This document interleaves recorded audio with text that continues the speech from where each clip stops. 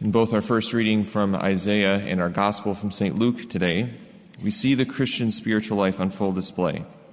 First, there's this encounter with God, a sort of breakthrough of grace in the person's life. There is a deep recognition of one's sinfulness, and then there's finally being sent out on mission. This is the pattern that an authentic encounter with God sort of unfolds as over and over again in the Bible. From Isaiah, we hear how the Lord encounters his prophet in the temple by appearing to him in the form of a seraphim.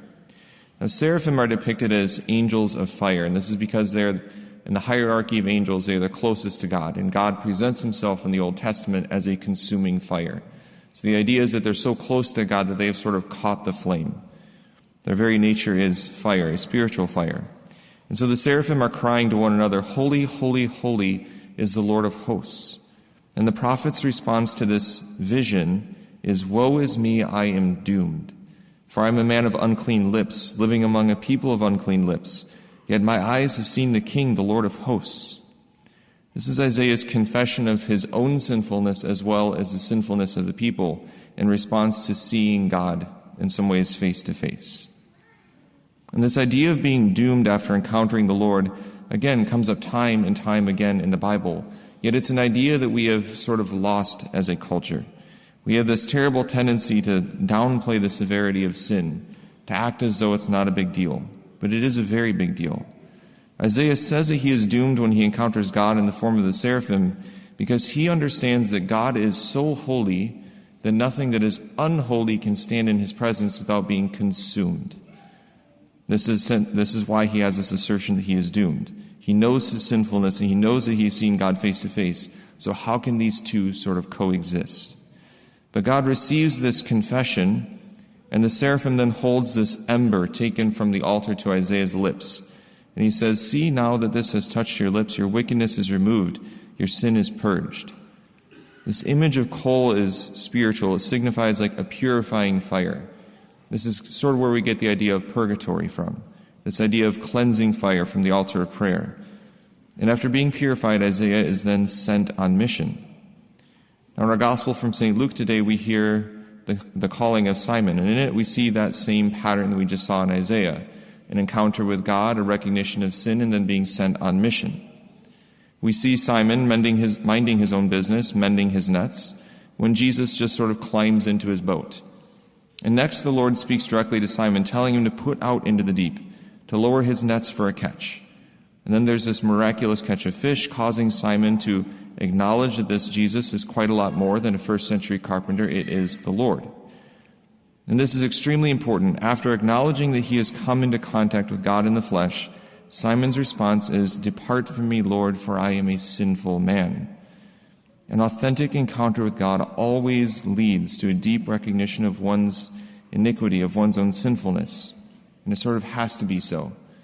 Bishop Barron explains it this way. He says that an encounter with God comes about by orienting our life towards God. And just as if I were to orient my face towards the lights, wearing glasses, I would suddenly be able to see all the impurities in the lenses. I would see the little specks of dust, the smudges on them. So too, when we orient our life towards God, suddenly we see the impurities on our soul. We see the sins on our soul that when we weren't looking at the light, looking at God, we weren't able to see. So this is where, again, Simon Peter orients his life towards God. He sees his sin, and he responds just as Isaiah did, "Depart from me, for I am a sinful man." But you can see how Jesus responds to Simon. He doesn't downplay his sin. He doesn't just say, "Oh, you're fine, Peter, it'll be okay," or Simon at this point. Rather, he accepts his declaration of his sinfulness, his sort of confession, by saying, "Do not be afraid." This is a statement, again, of sort of purification, like what we see in Isaiah with this burning coal, a sort of absolution. And then he calls him to mission. He says, "From now on, you will be catching men." Now, whenever I read this calling of Simon Peter, I cannot help but to see the way in which the Lord invited me to the priesthood as well. And I'm always hesitant to share stories from my own life because I don't want it to sound self-referential. But I hope that by sharing this small piece of my vocation story, it might be helpful to see how the Lord continues to do this to this day. So I heard the call to be a priest in my second year at Ferris, about halfway through that year. And I went down to the chapel there at Ferris in Eucharistic Adoration, and while I loved what I was studying, it felt like there was something that was just missing. Dig just below the surface, while I was happy with what I was studying, I felt very discontent. And this was at the time when I had begun to sort of strive to, as Bishop Barron said, orient my life towards God. And on that snowy February night, I simply prayed in the chapel, Lord, I don't know what you want me to do with my life, but whatever it is, I'll do it. And I wasn't expecting a response, but what I heard was very clearly priesthood. The Lord sort of stepped into my boat at that time. He broke into my life in a very gentle way and just said priesthood. So this began a 3-year process of intense wrestling with what I was supposed to do now. And I found myself in my senior year wrestling with this idea of vocation. Now, on one hand, when I thought of being a priest, I had great joy, excitement. The idea of doing this seemed very appealing to me. It also filled me with great fear. I had sorrow because I could see the sort of sacrifice that it would entail. And I was fearful because I felt like I might be wasting my education, that I'd be losing friends. I was fearful of going back to school. I always hated school. But all of that was sort of a cover-up for my real fear. My real fear was that I knew myself to be a sinner. And I couldn't quite understand how these two could reconcile, how I could be a priest. And in the fall, we had a day retreat at a house just outside of the city, a parishioner up there in Big Rapids. They had this house with a little bit of property, just enough outside of the city to where it was quiet, and we could enter into the silence. So at one point, we left our phones, our watches, anything that could be a distraction, even books. We left them at the house, and we went out into the forest. We were sort of placed at these different places where we were just far enough apart to where we couldn't see each other, we couldn't hear each other. And we just sat there in the silence for about 45 minutes. And after about 20 minutes, after the thoughts kind of stopped racing in my mind, which is very common when we go into the silence, I started to hear that same voice that I heard in the chapel that night. But this time it was saying, do not be afraid. Do not be afraid. Every time I'd engage with this voice and I would explain why I was afraid, for all the reasons I mentioned before, wasting my education, losing friends, going to school, all those things, it was just the same response, do not be afraid. And eventually it got down to, again, the real reason I was afraid, saying, but Lord, I'm a sinner. And just hearing again, do not be afraid. Just a couple months later, I found myself driving to Mundelein Seminary for a come and see weekend, exploring priesthood weekend, to see what the seminary is like. On that first evening, we gathered together in the house chapel there, the St. John Paul II chapel, and behind the altar are 2 phrases in Latin, and I knew no Latin then, and I know very little now.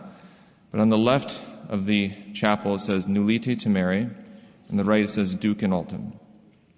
When I walked in the chapel, and I read Nullite timere, I just said yes. I don't know what that means, but just reading it sort of resonated deeply within me.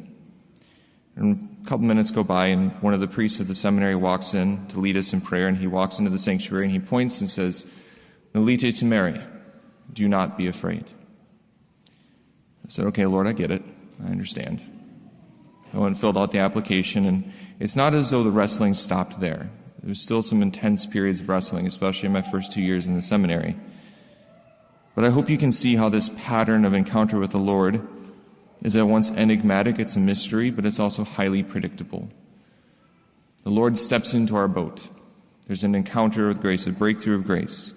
It's usually unexpectedly, sometimes at a rather inopportune time when he decides to step into our boat, but nonetheless, he steps into our boat. We become aware of our sinfulness, and yet we are sent on mission.